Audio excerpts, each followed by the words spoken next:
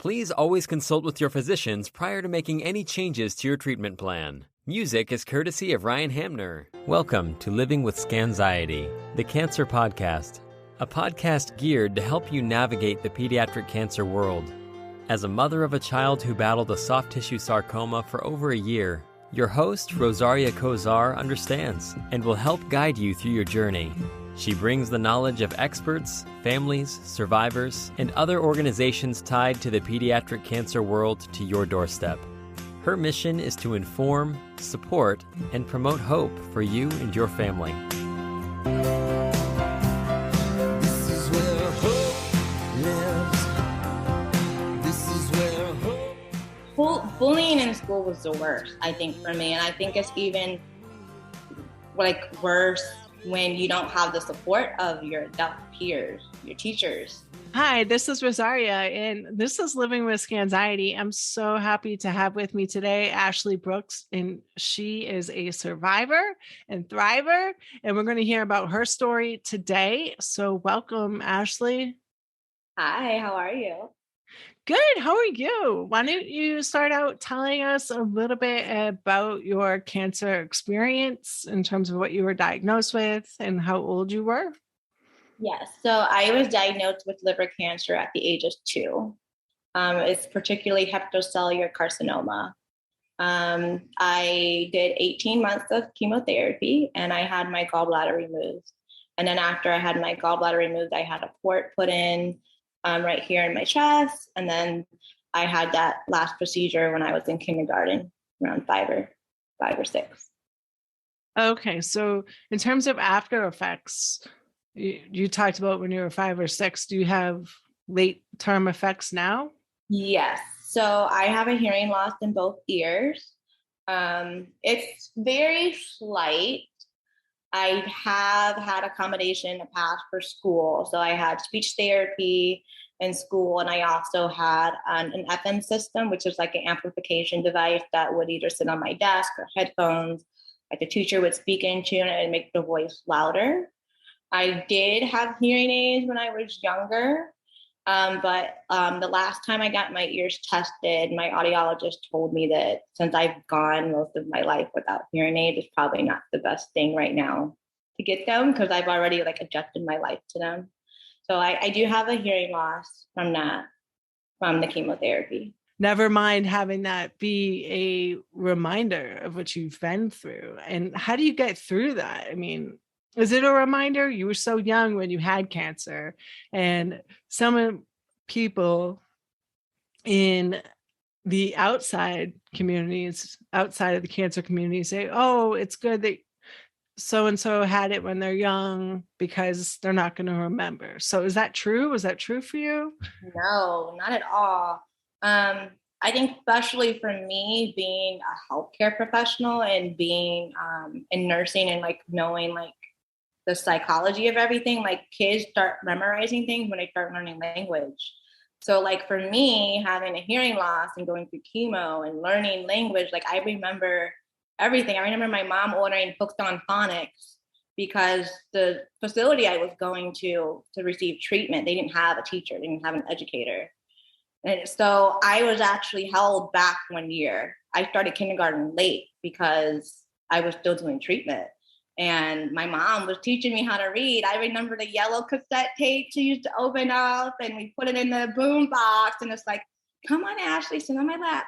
Cat, bat, sat. And just going through all those cassettes. And then, even being at school, in first grade, figuring out that I needed an FM system because in kindergarten, I didn't have it. But after the chemo was finished, asking the teacher, how do you say P-E-T? Because I got the P, E, and T all mixed up because that's when I realized I had a hearing loss. And you're young, you're in first grade. And then I remember crying when I had to do a writing assignment. I couldn't remember how to spell pet because I got all the sounds mixed up. So it's definitely something that I do remember, especially those early traumatizing years. I feel when you're growing and developing, you're you want to fit in and you know that you're not normal. And I know that my world changing because I had cancer or I'm learning how to deal with the effects of cancer. So I don't know what to say to someone who says, like, do you remember? I don't remember vividly like the chemotherapy session, but I definitely remember this port. I remember the hearing loss experience. I learning how to read. I remember my vacation that I went on to Disney World for my Make-A-Wish. So I don't know. For me, I have those memories. So Yeah, it sounds like there's a lot more to it than some people, not all, say when having a young child go through cancer and chemotherapy, and it is a little bit traumatizing. And did you experience bullying at all at school because you were late or because you had a hearing problem or your surgery and stuff like that? Bullying in school was the worst, I think, for me. And I think it's even like worse when you don't have the support of your adult peers, your teachers. I remember specifically in kindergarten, I still had my port in, and I never called the teacher by her name. Her name was Miss Ransom. And I think it had something to do with me pronouncing my S's. And I just called her teacher because I found pride in saying teacher because I could hear teach. You know, I was still going through chemo, and the teacher made a big deal out of it. And every day, oh my God, Ashley, I want you to call me my name. I want you to call me my name. And I remember my mom, like, just calling her one day and just going off. Like, you know the situation. You know that she has a port in. You know she's going through chemo. You know she has a hearing loss. Why are you making it a big deal in front of her peers? Because I had people in high school, because St. Peter's, Missouri is small. Small town USA. So it's like, I had people in high school like, Ashley, you remember the last day of kindergarten when you finally called her Miss Ransom? They remember too. Oh my gosh. Yeah, you spent all year calling her teacher, and now you're calling her Miss Ransom. It's just like, even that like experience in like first grade with the PET, like, you remember when you were crying because you didn't know how to spell pet? Like, people don't let you forget, you know, like your experiences. And I think my worst experience with bullying and harassment probably has to be in high school. It was a combination of it was a combination of my FM system and just, I think, being a teenager too. Like I got rid of my FM system my freshman and sophomore year. And then my junior year, I'm like, you know what? I am a little bit of ego in there. Like, I'm the number one second doubles tennis player in this school, and I'm dancing, and I don't care what people think of me. So like, I just want I love my dog. The dog's coming in for the interview. I know, right? You probably feel me getting stressed out. Yeah. He senses the stress of the bullying. So you were top dancer and a top I played number 2 doubles in high school. Tennis ball. And I over here, baby. I played number 2 doubles in high school, and then I was also dancing, and I had made it to the point where I was in production in the company that I danced with. Oh wow. And I didn't use my FM system my freshman and sophomore year. My junior year, I had enough confidence in myself. I was like, okay, I don't care what other people think about me. I want it back. And I got it back, and I wish I never had it. It was traumatizing. It was, why does Ashley get this purse? Why does Ashley get this boom box? Like, there were times I would go to lunch and I would put it down on my table, and I would go get my food, and I come back and they're throwing it across the cafeteria. You know, and so like, people don't understand, like, I tell you I have a hearing loss, but the connection to that hearing loss is just the after effects of me having cancer. And so they don't understand that. They just say like, oh, you know, it's a cool box that only she gets to have, you know? So it's different in that aspect, you know? it was pivotal for me because it was just like, oh my God, I just got the courage to actually get this back. Because I had a lot of it too, like in middle school and even a little bit in elementary school. I think elementary school was a little bit easier, but like my junior year was rough because my upperclassmen tennis team that they had already left and they had graduated. So I really didn't have a lot of people looking out for me like I had before. Mm-hmm. And then it's just like getting the courage to ask for it back, and then to have it be treated as if like it's a toy, like it's not a toy, it's just something that I need in order for me to go to school. And then you have the pressure of like college, and I got to go to school, I got to get good grades. And I went through high school. To me, it was junior year was rough too because I was hospitalized, and the pit of my hospitalization was my cancer survivor guilt. Because one of my friends who I had leukemia with when I was 2 or 3, he passed when I was 14, and that was like 3 years on. I never grieved. He just died, and I was just like, no one told me until a year later. I didn't go to a funeral. I had nothing, and it just all. That's so traumatic. It was like, I don't think people realize like how time is just so precious. Like to me, he may have been like another patient, but to me, he was like my first love. He was the first person that I played with in the hospital when I had treatment. The first person that we went Easter egg hunting and we had Christmas parties. Like I grew up with him, and I imagined a future with him. I wanted to go to prom with him. I wanted to take him to my school, and because we had that connection. He had leukemia and I had liver cancer, and we were 2 brown people in St. Peter's, St. Charles, St. Louis area that had cancer. That was our bond. And so when he died, that was my support system. Mm-hmm. And I cut cancer out of my life completely. I didn't do anything with the organization I was affiliated with. I didn't want anything to do with my oncologist. I was like, I'm gonna figure it out on my own. Anything that has to do with cancer and this hearing loss and this box and anything, like I wanted nothing to do with it. And my life, I would probably say now that I'm older, that was probably the lowest I ever had been, because my life was such in despair that I didn't think it was worth living. You question your existence. You question like, why did he leave and I'm still here? And what's my purpose? And, all those unanswered questions that you go through because you don't have the support that you need. That's a lot of trauma to experience at a young age. And having had that bond too that you guys went through, I can't imagine. I'm without words. I'm sorry for your loss, and it must still be there too. Do you still? Yeah, I feel it, especially like since I'm single. Like a part of me is like, oh, I probably could have had a baby by now. I probably would have been married. Like, I haven't had a love like that since. Mm-hmm. Like even the first guy I was with, I was like, it wasn't the same. The friendship and the bond that we had wasn't the same.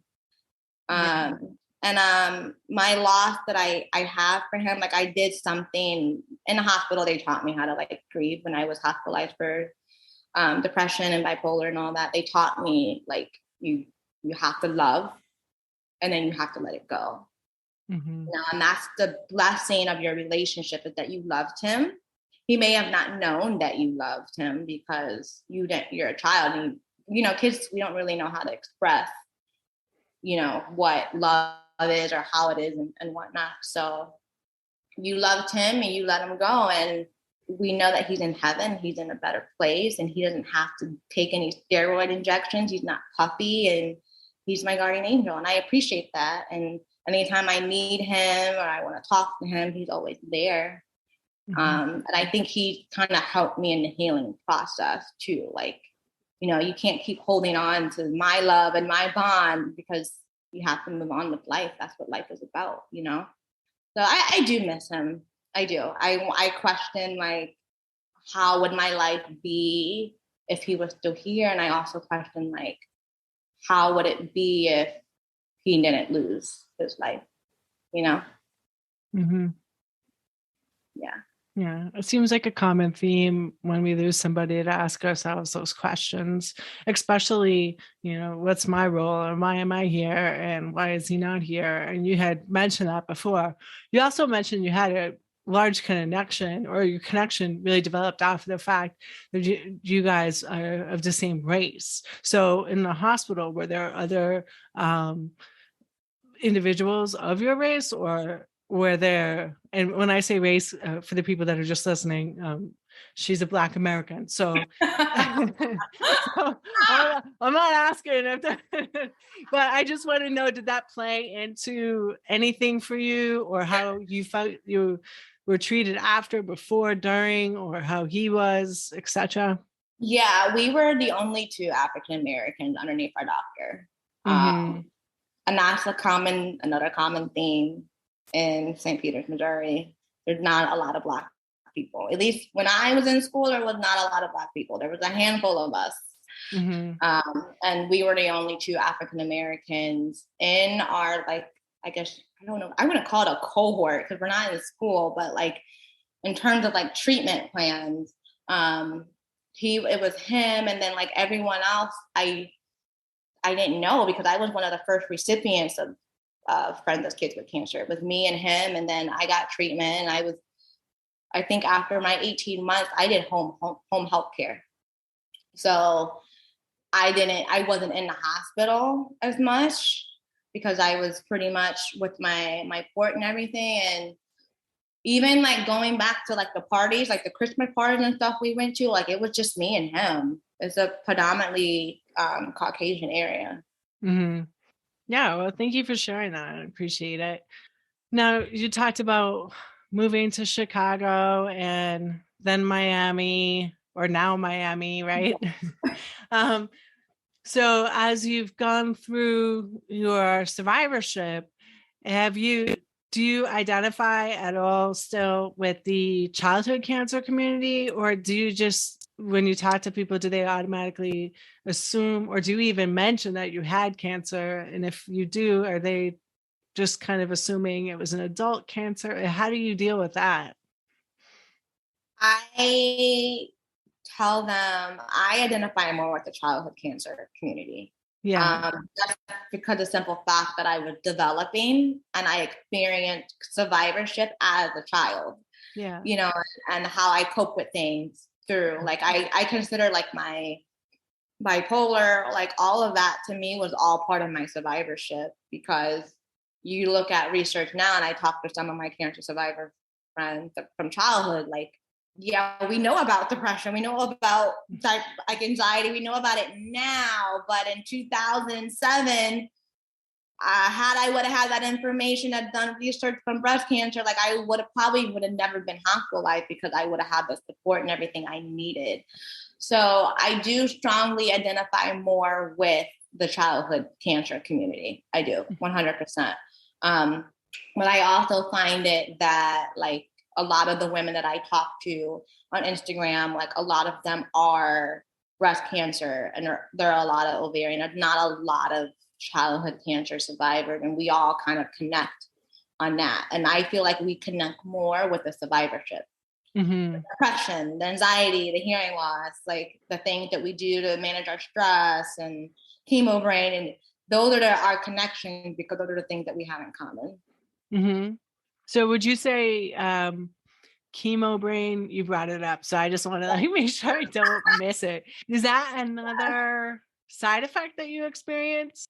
I would say now that I know chemo brain, so I did not know about chemo brain until I was 28. And the story I had with that was, so when Scotty passed, that's the friend that that passed of the brain tumor when I was 14 or 15. When he passed, that's when I shut out cancer, everything. I stopped talking to Friends of Kids with Cancer. I stopped talking to my oncologist. Did not care. Wanted nothing to do with it. Moved to Chicago, had the anxiety where I went to like 5 different doctors thinking I was going to get it back. And like, oh, it's sleeping in my body. It's going to come back. I don't care how old it was.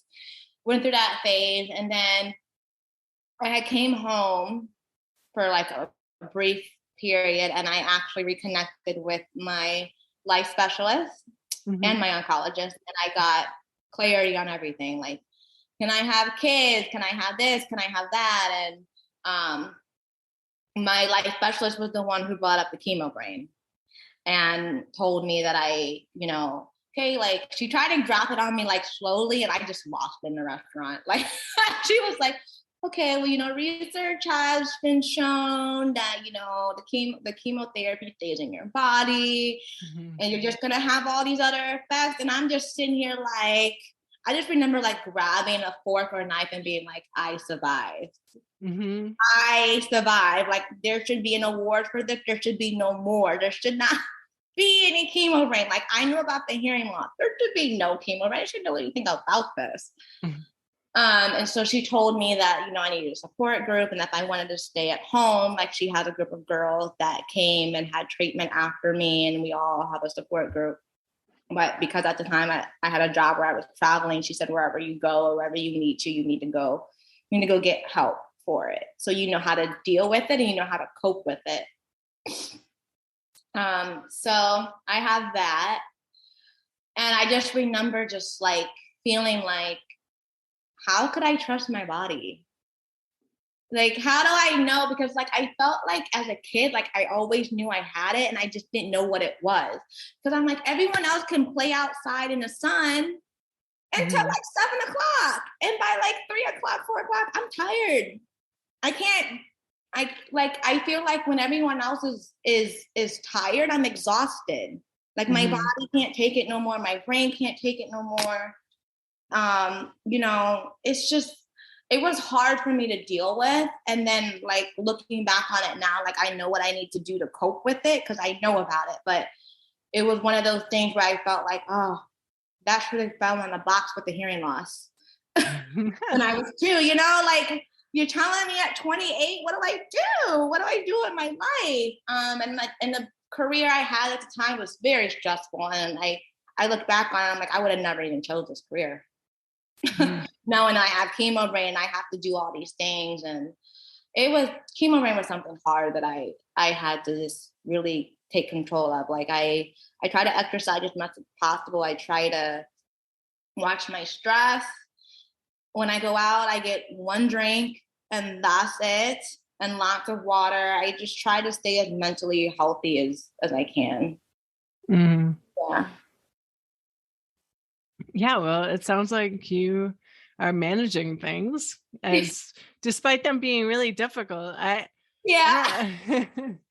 got to be really hard. I mean, I understand the hearing loss, and that's really bothersome all the way from your younger years up. I mean, right now with COVID, not being able to read lips is like the hardest thing for me. But it was embarrassing. We would have group, what do you call them, hearing tests in middle school, and everybody would be raising their hands for the beeps, and I'd be like, oh, I didn't hear that.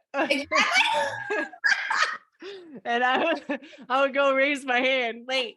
So, but yeah, and then having, like you said, what career are you in now? I'm studying for my NCLEX. I'm a registered nurse. Nice. Yeah, the career I had before I went back to school, I was a traveling clinical instructor for the sterile processing operating room. And I pretty much traveled and prepared hospitals for Joint Commission and state surveys. Oh, wow. So that's great. Congratulations. Thank you. That's overcoming adversity big time, because dealing with not only the hearing loss, are you taking classes via Zoom or in the room? I graduated in May. Okay. I'm trying to figure out my study plan for the NCLEX, because that's another thing that I felt like was affected. Like, I feel like part of my hearing loss, I was told, is like I miscomprehend or I misunderstand things. Absolutely. So slight. And going back to school with COVID, I think it was harder for me because of this. I'm in a screen all day. And so it's like, I can't raise my hand and be like, am I understanding this correctly? Like, I was a student that was like, as soon as the red button was hit, I was like, No, I just want to make sure I understand what this drug is and what it does, because I'm like, we're in the screen. I want to make sure I'm understanding everything correctly, and I may have it loud, but I learn better when I'm in person. But I learn better when I can study on long term, and I can't just wing stuff and just pull it out, Yeah, it's really difficult. And I'm with you. They actually, if you guys are listening out there, your child has a hearing loss, a lot of schools will make an accommodation so they can outsource to a group or ask Zoom to provide captions. So definitely check that out if you do have that side effect, because there's a lot of kids that struggle with that. And then you said you had to have your gallbladder out. Mm-hmm. So that was a side effect too, late, right? So Yes.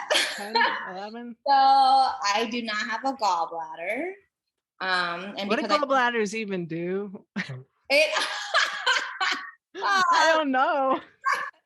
a gallbladder, so basically pretty much your gallbladder stores bile, and bile is what is used. It's like a detergent that breaks down fat in your body. So if you don't have it, it just floats around, and it makes it difficult for your body to break down fat. So I have to have a low fat diet. And trust me, honey, I've tried. Like there's been times where I've like, that KFC that's been sitting in that grease, and I eat it, and my GI tract is like, no, boo. Don't you ever do it again. Don't do it again. Talk about a healthy lifestyle. I cannot have a high. No, like I'll be mad for days. I tried it. No, so I have to have a low fat diet. Yeah, that's rough. Yeah, I feel for you. I mean, like everything in moderation, but like I remember, like there's been times where I try to eat something that's like really high in fat, and it's too much, and that's just I'm miserable. Mm-hmm. Yeah. I Yeah. don't even want to go there, but it's sometimes it's so tempting. Yeah, I can't imagine. I don't have that problem. Yeah, I think it comes with age though, right? Like some people get it. Yeah. They get it with the dairy and the lactose. Like, yeah. I can't have it. Body can't digest it like it used to. Oh my gosh. But yeah, do you have anything else you want to add for the listeners? It could be anything about you, late term effects, how you are now, or maybe even support that was there or wasn't there. I mean, you kind of covered that with the psychological bit, like not having not having the support in-house supports, meaning yeah. So, I think. Do you want to add anything? Yeah, I would just recommend like anybody that's a survivor that like if you don't have like a support group that you can go to, that you find it somewhere. Stupid cancer. I really don't have like a support group. I have Instagram. And they find me. They find me on IG. Oh, okay, she's a survivor. Oh, okay, let me talk to her. So I have my group of friends that I talk to on Instagram, and they know what I'm going through and things across that line. But I think that is so helpful. I also think like family therapy is helpful too, because it's not just the child that's affected by it, especially for children. It's the whole entire family. It's mom and dad and brothers and sisters. And I think a lot of times what I hear is that like after treatment is done, like you're dismissed, because your parents don't want to deal with it no more. They're like, this is too much. It's too much finances. It's too much changes, insurance, food, providing. Like it changes the whole dynamic of the family. So I definitely recommend family therapy. I recommend therapy for yourself, for chemo brain and coping and dealing with like loss and even like harassment and bullying and things across that life. I recommend all of that. I also recommend you listen to your oncologist. Like, don't dump out your life. There's a reason why Yeah, I regret not talking to my doctor for years because like I could have had I could have not had the aftermath I had with anxiety and depression had I would have had him in my life, and he probably would have gave me the support I needed, you know? So Mhm. It's so easy to want to step away though, because the whole experience is so traumatic. You it feel like you're going is to be revisiting it. So it's I can exactly. understand how you would do that. Yeah, I when I went to see him, so okay, the thing that I hated about going to see my oncologist was in the basement. I don't know what the smell was, but it had an odor to it. And I don't know if it was a radiation, a chemo, but what it had an odor. You could Mhm. smell it. I could smell it to this day right by the elevator. I'm like, I knew I was going to get treatment. I can have that horrendous smell. And when I went back to see him when I was like 28, he was in a completely new building, completely new setup, completely new nurses. And I was like, oh my God, thank you, Lord. Because just the smell, just the smell alone was enough. Like the smell of whatever. I don't know what it was in the early 90s. It was crazy. I hated that smell. But it was nice to not be traumatized by that and to walk into like a brand new office, and it was like new stuff to help work on, like, you know, your motor skills and your fine motor skills, and your spot for the teenagers to hang out at, and a music room, and cardinal stuff everywhere because I'm from St. Louis, and blue stuff everywhere. Like it was a blessing to see that his practice had grown, and it was a blessing for me not to be traumatized. I think it is so important to pay attention to the trauma that patients go through. And I'm so happy that mental health is being brought to the forefront in terms of the awareness in the United States. So that's a good thing. Now, I always end with a couple silly questions, and I'm just going to answer them off the cuff. Are you ready? Yeah, let's see. All right. Right. So, what song describes your life right now? Oh my God. At this moment, that's a really hard one. Oh my God, Beyonce's new album just came out. Go grab it. Look at the back. I know. Alien Superstar by Beyonce. What is it? Alien Superstar by Beyonce. Ooh, that's a good one. Yeah. Yeah. Especially like the beginning part, where she's like, I'm the only one. I'm too like, yeah. Don't even try to compete with me. Most of the time, I can't even hear the lyrics. Yeah, I just like the beats. yeah.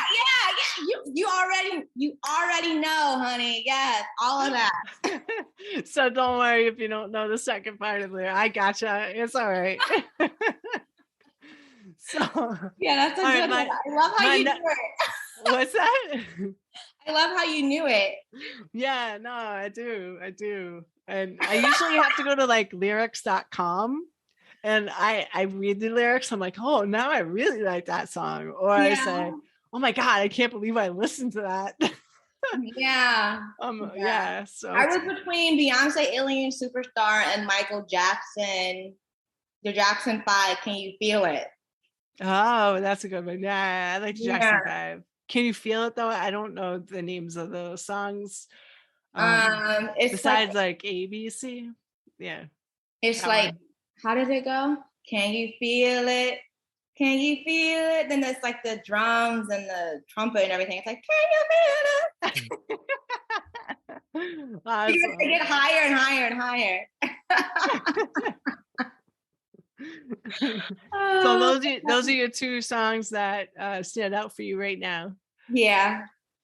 If you could read minds or tell the future, what would you do? Oh my God. Like, what would I do with like my life? No. You have to choose. Read minds or tell the future. Oh.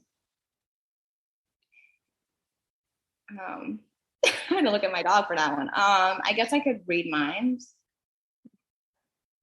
That's cool. All right. And if you could write a book, what would be the title? Zealous Soul. That sounds cool. Yeah, I'm actually in I wrote some of my early stuff down. And I Oh, do wow. Okay. So you really are yeah. writing a book. Yeah. You'll have to keep this and replay it. So when it's published, we can use it for promo. Yeah. I knew it was going to be way back. Yes. I Yeah. love that. Well, thank you so much. We're so happy we had you here, Ashley. Thank you for giving us your time and your energy and sharing your story with our listeners. You're welcome. Thank you for tuning in to Living with Scanxiety. Please subscribe to hear more informative discussions like today's.